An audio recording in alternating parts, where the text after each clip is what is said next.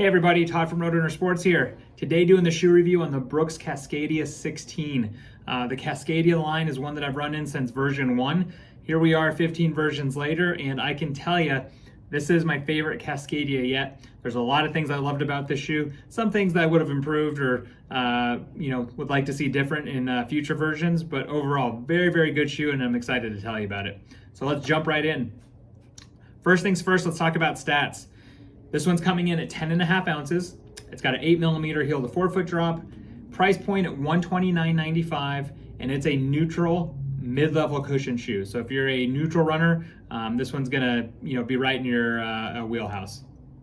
So for a lot of people that have run in the Cascadia over the years, they have a love-hate relationship with the shoe, and I'm probably in that same boat as well. There's been versions like the very first version, which was super innovative and ahead of its time, that I absolutely loved. There's been other versions that I didn't like quite as much. This one though, I really did like a lot, and even though it's got some areas where I would love to see it improve, it's my favorite version of the Cascadia yet. And this, for any trail shoe to be 16 versions in, that there are a lot of people that like it. So let's talk about some of the positives here. First and foremost, the number one positive that stood out to me was grip on the shoe. So you can see it here, a lot of lugs, very, very thick, on the trail. And I've run this like well-maintained horse trails to very technical, steep up, steep down, very rocky type trails. And I never felt unstable. This felt very stable, very secure, a lot of grip. And that's very comforting in a trail shoe, especially on the technical side. Very protective as well. So they use this Ballistic Rock Shield, and that provides the protection. You don't feel the roots, the rocks underneath foot. And there's a lot of trail shoes recently that I've run in that you can still feel, especially rocks underfoot. That wasn't the case here. So I felt really protective, like I wasn't gonna step on something and ow, my foot hurts. This one had that protection, which was great. Feel of the shoe, they're using this DNA Loft V2 for the cushioning in the shoe, and they're saying it's 5% lighter, 5% softer and 20% lighter than the previous version of the shoe. For me, I still feel like the shoe's a bit stiff.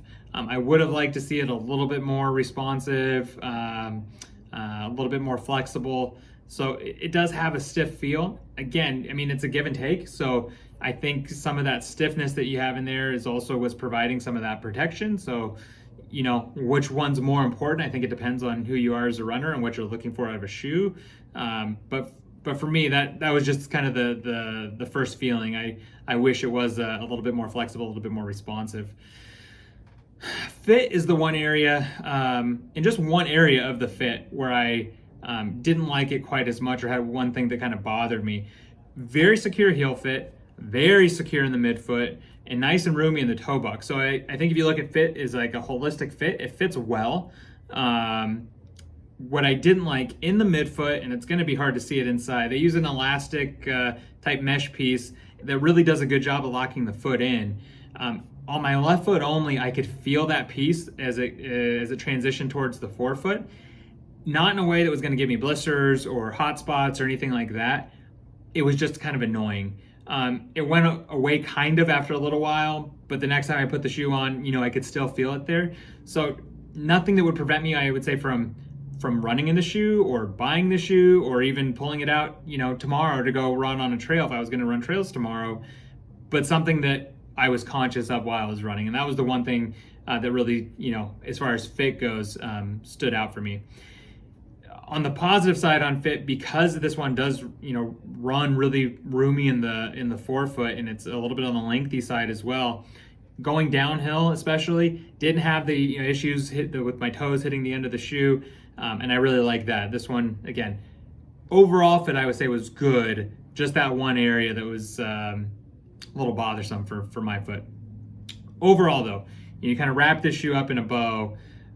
It's the best Cascadia I've had in years, and maybe the best one that I've ever had. And if you're looking for that daily trail shoe, whether you're doing an ultramarathon, through hikes, or just pulling something out a couple days a week to run on trails, I think this is going to fit a lot of people pretty darn well. At 10.5 ounces, it's not heavy for a trail shoe for sure.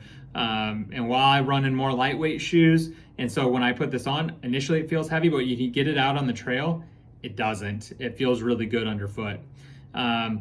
If you're looking for that neutral, trail shoe and need something on a daily basis, this one's gonna hit a lot of people really well. So absolutely get into a store or online, give this one a shot. I think a lot of people are gonna like it. Don't forget, if you're VIP with us, you get 90 days to test run your shoe. For any reason you don't like it, bring it on back, send it back. We'll get you something that works better for you.